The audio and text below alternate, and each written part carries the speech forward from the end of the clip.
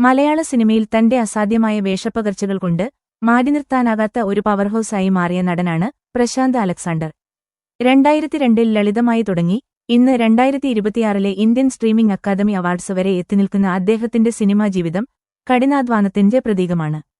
The chronicles of the 4.5 gangs എന്ന web സീരീസിലൂടെ മികച്ച സഹനടനുള്ള ദേശീയ പുരസ്കാരം നേടിയത് അദ്ദേഹത്തിലെ അഭിനയ പ്രതിഭയ്ക്കുള്ള ഏറ്റവും വലിയ അംഗീകാരമാണ്.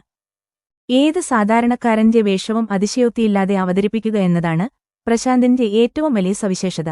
വലിയ ഭാവപ്രകടനങ്ങൾക്ക് പകരം കണ്ണുകളിലും ശരീരഭാഷയിലും വരുത്തുന്ന സൂക്ഷ്മമായ മാറ്റങ്ങളിലൂടെയാണ് അദ്ദേഹം കഥാപാത്രങ്ങൾക്ക് ജീവൻ നൽകുന്നത്.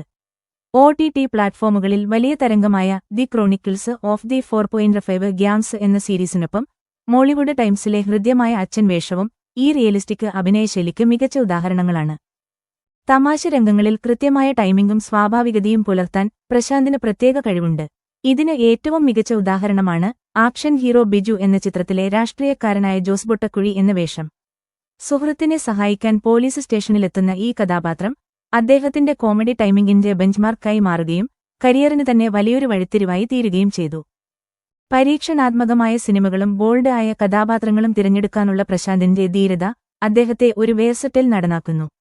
സ്പാ പോലൊരു ചിത്രം തിരഞ്ഞെടുക്കാനും അതിലെ വെല്ലുവിളികൾ നിറഞ്ഞ വേഷങ്ങൾ ചെയ്യാനും അദ്ദേഹം കാണിച്ച ധൈര്യം എടുത്തുപറയേണ്ടതാണ്.